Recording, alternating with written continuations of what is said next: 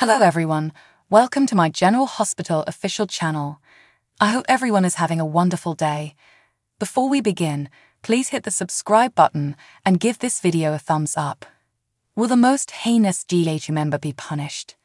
General Hospital is teeming with evil people. The majority of them do not believe they are bad, which makes them even more terrifying. Even so, some are extremely heinous, worse than the others, and which among them is due for some serious cosmic karma. Mason is doing something bad. We believe he works for a mysterious boss, who may be either a man or a woman. He is holding Nicholas hostage, who is in a coma. For some inexplicable reason, he sent Betty to Sonny's house as Avery's nanny in order to obtain information on him.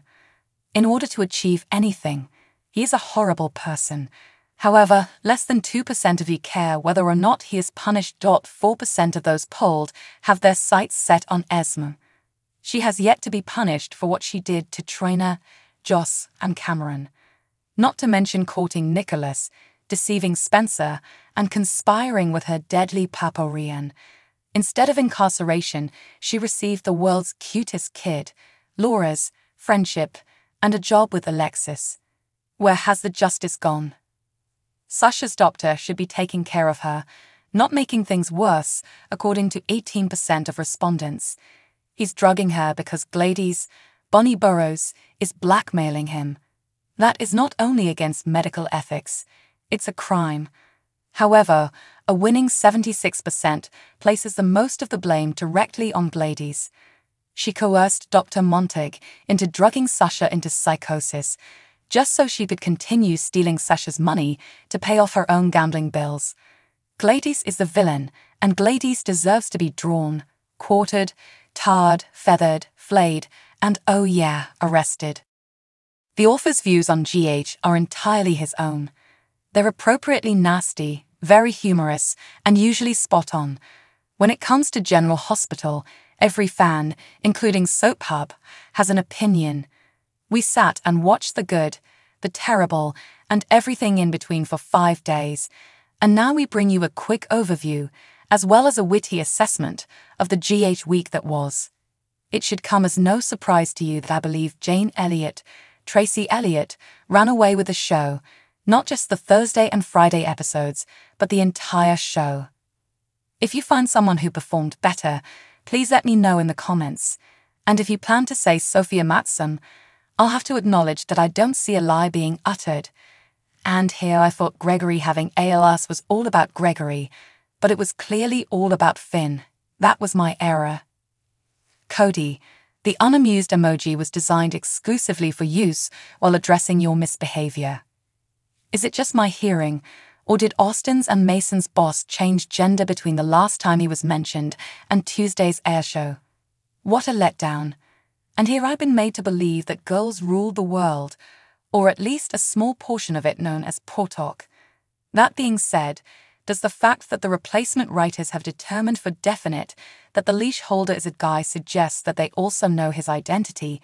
Because it was brutally evident that even after all this time, Chris and Dan and Chris had no idea.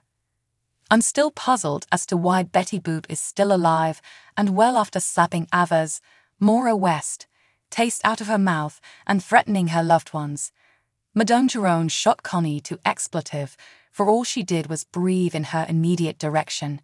Yes, I'm being facetious, but only just.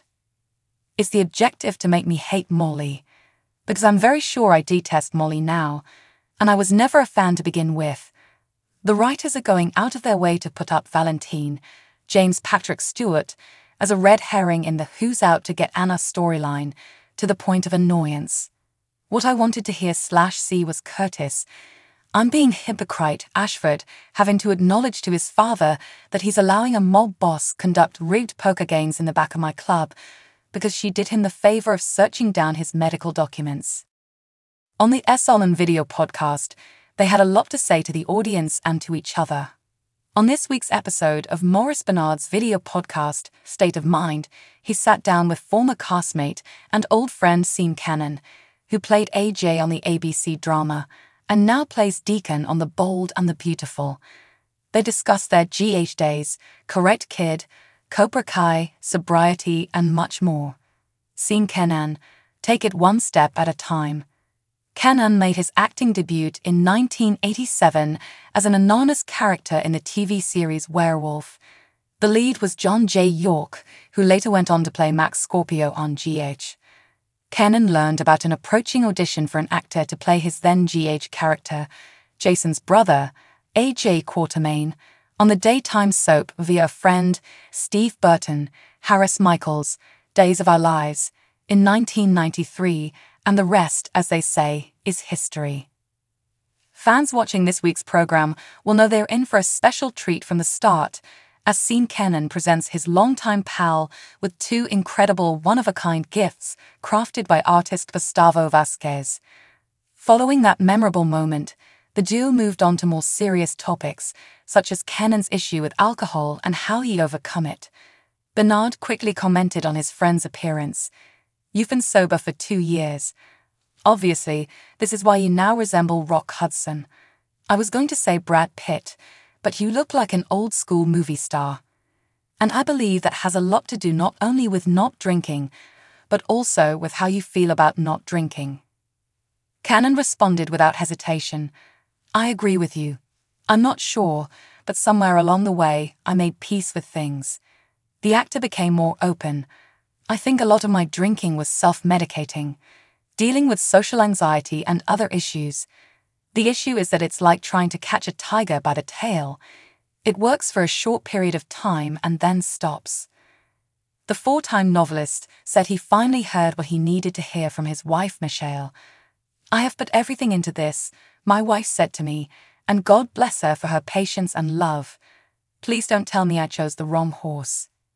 Kenan paused to consider her comments.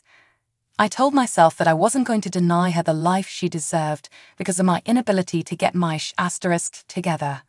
It struck a chord with me.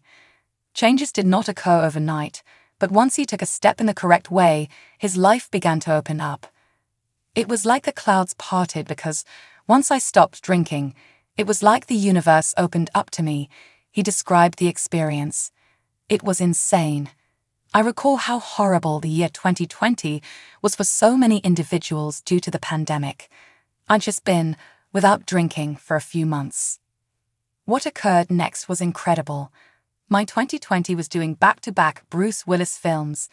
That was a great year. I eventually ended up doing Cobra Kai. I got a call back," Kenan explained. The revelations, however, did not end there. The Kappa was called back to work on The Bold and the Beautiful. It was an incredible year, he added. None of that would have happened if I hadn't changed my mind and made that life decision. The beauty and gift of this episode are their nearly 30 years of friendship and the fact that both men have emerged from personal hardships later in life with wisdom to offer. You might want to take a pen and paper and jot down some of the beautiful affirmations that Bernard and Kenan shared as they addressed everything from Kenan's early background in Cleveland, Ohio, and subsequent move to Western Pennsylvania, growing up in an Amish town, to his journey to mental health. Kenan discussed his reservations about playing one-dimensional characters such as G8's AJ and Karate Kid IE's Mike Barnes, working with co-stars such as Ricky Martin, ex-Miguel, Vanessa Marcil, ex-Brenda, and Antonio Sabato Jr., ex-Jagger, on General Hospital, and Ralph Macchio, Bill Zabka, and Yuji Okumoto on Cobra Kai, and how his writing made him a better person. The two talked about Bernard's daughter Heather flying to Italy with Kenan and his wife for their wedding in 2012, which she still talks about, as well as the actor's many trips across the world since then. Grab a drink, a notebook, and a pen, and settle back for another fantastic episode of State of Mind. So what do you guys think about this update? Let me know in the comments below. And if you like my videos, please press like and subscribe for more. I'll see you guys next time.